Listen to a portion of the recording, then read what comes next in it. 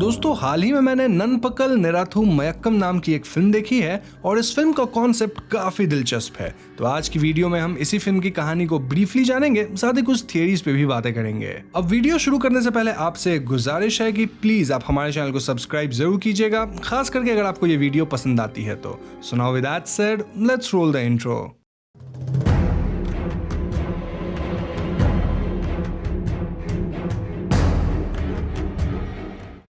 तो मूवी के opening scene में हम जेम्स नाम के किरदार से इंट्रोड्यूस होते हैं जो एक क्रिश्चियन फैमिली से बिलोंग करता है और वो केरला में रहता है। जेम्स एक सिनेमा हॉल में काम करता है और फिलहाल वो अपने फैमिली और अपने विलेज के बाकी सभी लोगों के साथ तमिलनाडु के डिफरेंट चर्चेस घूमकर वापस केरला जा रहा होता है। रास्ते में इनकी बस एक ढाबे पर रुक जाती है जहाँ खाना खाते वक्त जेम्स काफी इरिटेटेड दिखता है। अब ऐसा इसलिए क्योंकि जेम्स केरला से था और उसे वहाँ का ही कल्चर खाना वगैरह पसंद था। तो ऐसे में तमिलनाडु का जो खाना वो खा रहा था वो उसे बिल्कुल अच्छा नहीं लग रहा था और इसलिए वो कंप्लेन भी करने लग जाता है। वो इरिटेटेड होकर कहने लगता है कि खाना बिल्कुल बेस्वाद है, चाय कितनी मीठी है वगैरह वगैरह। तो खाना खा लेने के बाद सभी लोग वापस बस में आ जाते हैं, जिसके बाद बस का driver Tamil movie songs play करना शुरू करता है और ये सुनकर जेम्स और भी ज्यादा इरिटेट होता है। जेम्स ड्राइवर के पास जाके बोलता है कि प्लीज तमिल सॉन्ग प्ले करना बंद करो, थोड़े मलयालम सॉन्ग्स भी चला दो। ड्राइवर उसकी बात मान लेता है और थोड़ी देर बाद गाना वगैरह सुनते हुए बस के सभी लोग सो जाते हैं। इस तरह बस आगे बढ़ती रहती है और थोड़ी देर बाद जेम्स की आंख खुलती है। आंख खुलते ही वो ड्राइवर के पास जाता है और तुरंत इस बस को रोकने के लिए कहता है। बस के रुकते हुए बस से उतर जाता है और वो खेत के बीच से होते हुए एक छोटे से गांव की तरफ जाने लगता है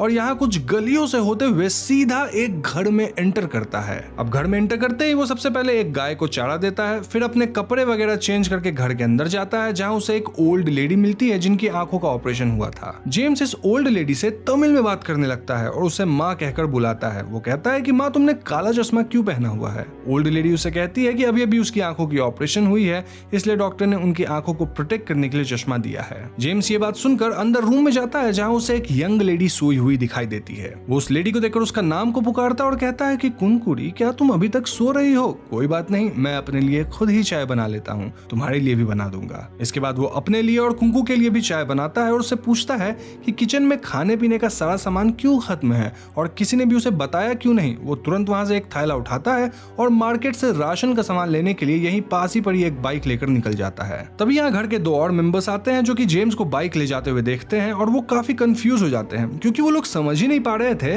कि ये आदमी कौन है और उनसे इस तरह से क्यों बात कर रहा है। आई मीन जेम्स ऐसे बिहेव कर रहा था मानो वो इस परिवार का हिस्सा है जबकि कोई उसे जानता तक नहीं था। ना क्योंकि जेम्स बाइक लेकर यहाँ से निकल गया था तो घर वालों को लगता है कि ये जरूर कोई चोर होगा और वो लोग उसके पीछे चोर चोर चिल्लाते हुए भागने लगते हैं। वहीं दूसरी तरफ बस में जेम्स की जो एक्चुअल वाइफ थी और उसका बेटा था वो बहुत परेशान हो जाते हैं और बस के सभी लोग जेम्स को ढूंढते हुए इस गांव में एंटर कर जाते हैं। यहाँ जेम्स अपनी वाइफ और बेटे के सामने उसी बाइक पर बैठकर ऐसे निकल जाता है जैसे उन दोनों को वो जानता ही ना हो और ये देखकर जेम्स के गांव वाले उस छोटे से गांव के सभी लोग काफी कंफ्यूज हो जाते हैं कि ये आदमी इतना अजीब बिहेव क्यों कर रहा है। वहीं कुंकू के घर की बात की जाए तो उसे ऐसा फील होने लगता है कि भैया जेम्स उसे जिस तरह से आवाज दे रहा था वो ठीक वैसे ही है जैसे उसका हस्बैंड कल्याण सुंदरम उसे आवाज दिया करता था। एनीवेज यहाँ से सीन शिफ्ट होकर जेम्स पे आता है जो कि गांव में एक खेत के अंदर जाता है और वहां की फसल चेक करने लगता है, जिसके बाद वो वापस विलेज के अंदर एक मंदिर में जाता है और क्रिश्चियन होने के बाद भी वो इस मंदिर में पूजा करने लगता है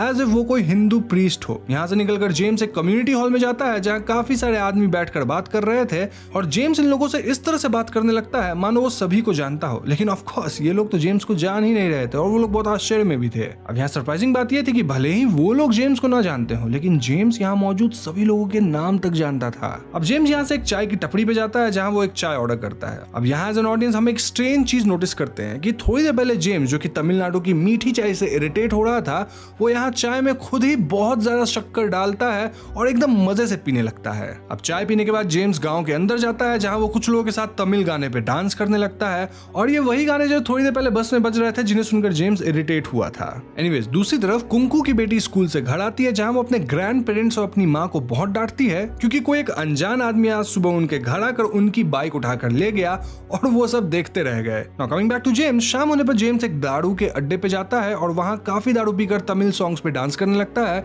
और साथ ही साथ तमिल मूवी के डायलॉग्स भी बोलने लगता है। रात होने पर वो राशन का सारा सामान लेकर घर वापस आता है और घर के बूढ़े आदमी से बोलता है कि मैं सारा सामान ले आया हूँ, अगली बार से सामान खत्म होने पर मुझे सही टाइम से बता देना ताकि मैं राशन टाइम पर ले आऊँ। तभी जेम्स के गाँव वाले यहाँ आ जाते हैं और जेम्स की वाइफ उसे कहती है कि आप तमिल लैंग्वेज में क्यों बात कर रहे हैं और ऐसे क्यों बिहेव कर रहे हैं जैसे आप हमें जानते ही नहीं। बाकी लोग भी जेम्स को जल्दी से वापस चलने के लिए कहते हैं क्योंकि उन सबको केरला जाना था। यहाँ कुंकू के गाँव वाले भी जेम्स पर गुस्सा होने लगते हैं और उससे पूछते हैं कि तुम सुबह से गाँव में ऐसे क्यों घूम रहे हो जैसे तुम यहीं के रहने वाले हो, क्या तुम इस गाँव में किसी चोरी के इरादे से आए हो। ये सब सुनकर जेम्स बहुत गुस्से में आ जाता है और वो कहता है कि कौन कहता है कि मैं इस गाँव से नहीं हूँ, मैं कल्याण सुंदरम इसी गाँव में पैदा हुआ, इसी गाँव में पला बढ़ा हूँ और यही मेरे दादा परदादा भी जन्मे थे और अब अगर किसी ने भी मेरे बारे में उल्टा सीधा बोला तो मैं किसी को नहीं छोड़ूंगा। ये सब सुनकर जेम्स की वाइफ बहुत परेशान हो जाती है, पर वहां कुंकू की फैमिली काफी शॉक्ड रह जाती है क्योंकि जिस कल्याण सुंदरम का नाम जेम्स ने अभी लिया था वो और कोई नहीं बल्कि कुंकू का पति था। यहाँ हमें पता चलता है कि लगभग 2 साल पहले कल्याण सुंदरम इस गाँव से किसी काम के सिलसिले में बाहर गया था,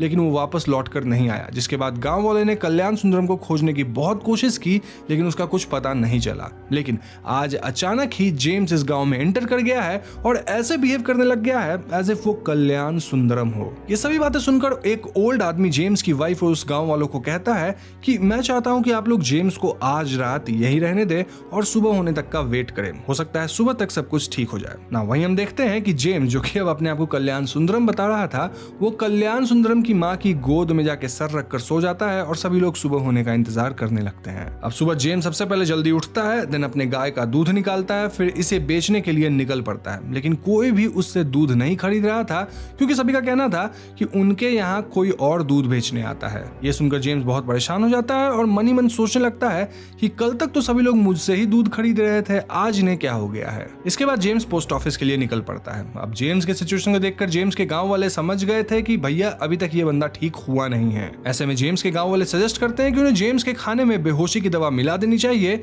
जिसके बाद वो बेहोश हो जाएगा और लोग उसे अपने साथ अपने गांव ले जाएंगे। वहीं जेम्स की बात की जाए तो वो पोस्ट ऑफिस पहुंच चुका था और यहाँ वो पैसे निकालने के लिए फॉर्म पे साइन करता है और उसे फिल करके अकाउंटेंट को देता है।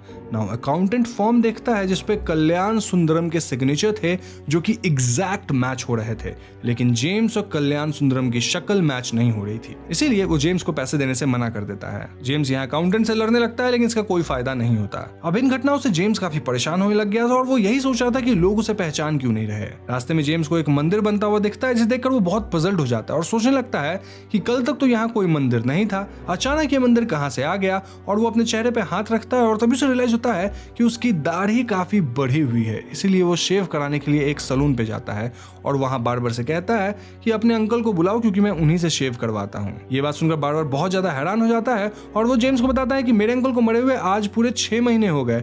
ऐसा कहते हुए वो सामने लगे एक फोटो की तरफ इशारा करता है। जेम्स सामने लगी उस फोटो को देखता है जिसे देखकर वो बहुत ज्यादा शॉक्ड हो जाता है क्योंकि उस ओल्ड मैन की फोटो पर जो डेट मेंशन था उसमें ईयर 2011 लिखा था, जबकि जेम्स के हिसाब से अभी तो ईयर 2009 चल रहा था। जेम्स की नजर सामने रखे मिरर पे जाती है जहां वो अपनी रिफ्लेक्शन को देखता है और वो खुद को पहचान ही नहीं पाता। जेम्स को लग रहा था कि वो तो कल्याण सुंदरम है, तो ऐसे में उसका चेहरा कैसे बदल गया। इसके बाद वो मायूस होकर अपने घर आता है और सभी घर वालों के साथ बैठकर खाना खाता है और खाना खाते हुए बहुत रोने लगता है। खाना खाने के बाद वो कल्याण सुंदरम की माँ के पास जाता है और उनसे कहता है कि समय पर दवाई जरूर खाना ताकि तुम जल्दी ठीक हो जाओ। ओल्ड लेडी कहती है कि गांव वालों ने उनसे कहा है कि उनका बेटा कल्याण वापस आ गया है, भगवान करे कि मेरी आंखें जल्दी ठीक हो जाए ताकि मैं तुम्हें देख सकूं। ये सुनकर जेम्स बहुत उदास हो जाता है और अपनी माँ से कहता है कि हाँ तुम जल्द ही ठीक हो जाओगी, लेकिन अफसोस इस बात का है कि तुम मुझे कभी देख नहीं पाओगी। इतना कहकर वो यहाँ से बाहर निकल जाता है और एज एन ऑडियंस यहाँ हम एक चीज नोटिस करते हैं कि भले ही जेम्स घर से बाहर चला गया था लेकिन उसकी शैडो अभी भी एक दीवार पे फ्रीज हो गई थी।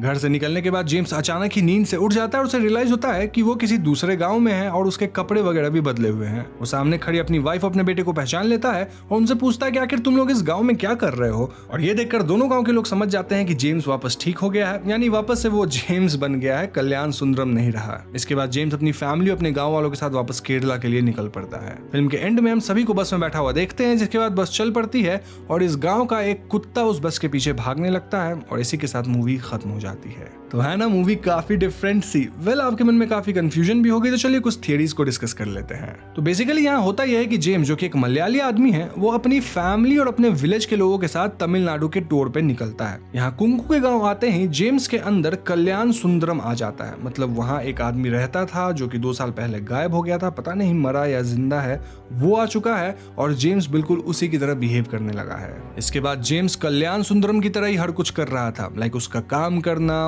उसका अकाउंट से पैसे निकालने की कोशिश करना, लेकिन ऑब्वियसली लोग इस चीज को समझ नहीं पा रहे थे क्योंकि ऑब्वियसली उनका शकल अलग था। यानी कि हम एक तरह से कह सकते हैं कि जेम्स की बॉडी पर कल्याण सुंदरम के आत्मा का कंट्रोल हो गया था, अगर इसे आप उस एंगल में देखें, लाइक भूत वाले एंगल में। अब इट इज क्वाइट पॉसिबल कि कल्याण सुंदरम किसी ऐसे इंसिडेंट में मारा गया था जहां उसे खुद भी नहीं पता चला कि उसकी मौत हो गई है। फॉर एग्जाम्पल, सोते हुए किसी जर्नी के दौरान। मरने के बाद कल्याण की आत्मा भटकती रही और जब उसे जेम्स की बॉडी एज ए होस्ट मिल गई तब वो अपनी लाइफ ठीक उसी दिन से स्टार्ट किया जब उसकी मौत हुई थी, यानी कि साल 2009 से। कल्याण गांव के लोगों के साथ एकदम वैसे ही बिहेव कर रहा था जैसे वो नॉर्मली 2009 में बिहेव करता था और अपना रूटीन भी फॉलो कर रहा था। अब आपको वो सीन याद होगा जब जेन सबके सामने चिल्लाता है कि मैं इसी गांव में पैदा हुआ हूं, और ये डिपिक्ट करता है कि कल्याण ही जेम्स की बॉडी में था और उसे अभी तक रियलाइज ही नहीं हो रहा था कि वो मर चुका है। फाइनली जब कल्याण शेविंग कराने जाता है तब उसे रियलाइज होता है कि ये साल 2011 चल रहा है और यहीं पर वो पहली बार अपना फेस मिरर में देखता है, जहां उसे पता चलता है कि दरअसल ये किसी और का शरीर है। और ये सब रियलाइज होने के बाद वाले सीन्स में हम साफ देख पाते हैं कि जेम्स ऐसे बिहेव करने लगता है एज इफ वो इन सब लोगों को छोड़कर जाने वाला है, और होता भी वही है। कल्याण जेम्स की बॉडी को छोड़कर चला जाता है, और अगर आपको याद होगा तो जब जेम्स लास्ट के सीन में कुंगू के घर से बाहर जा रहा होता है तब हम उसकी शैडो यानी कि परछाई को वहीं दीवार पे फ्रीज देखते हैं, व्हिच सिंबलाइजेस कि कल्याण ने जेम्स की बॉडी को छोड़ दिया था। तो ये थी एक सिंपल सी थियरी जहां भूत वाला एंगल है कि हाँ, उसकी आत्मा थी जिसको पता ही नहीं चला कि वो मर गया, तो वो जेम्स की बॉडी में आ गया, उसकी तरह बिहेव किया, लेकिन जब पता चला तो उसकी बॉडी को छोड़ दिया। लेकिन यहाँ एक और थियरी है जो कि इस पिछले वाली थियरी से बिल्कुल भी अलग है और इसे सुनकर आप एकदम हैरान हो जाएंगे। तो इस थियरी के हिसाब से बस के अंदर जब सबकी आंख लग गई थी उसके बाद जो कुछ भी हुआ वैसा कुछ दरअसल में हुआ ही नहीं था। जी हाँ, ये सब जेम्स का एक सपना ही था। और अगर मूवी के टाइटल ननपकल निरथु मयक्कम का लिटरल मीनिंग लिया जाए तो इट मींस आफ्टरनून ड्रीम, यानी कि दोपहर का सपना। So it might be possible कि ये सब जेम्स का एक सपना मात्र हो,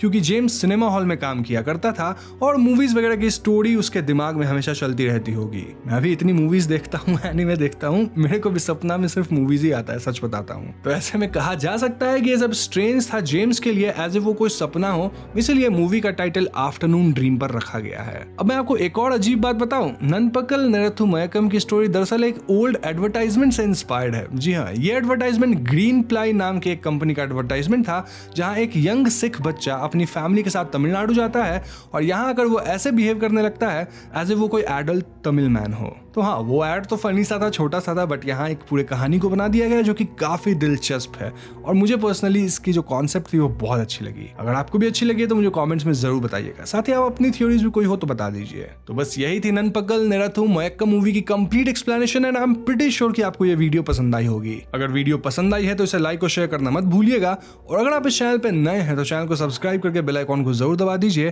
क्योंकि हम अपने चैनल पे ऐसे वीडियोस लाते रहते हैं। पीस।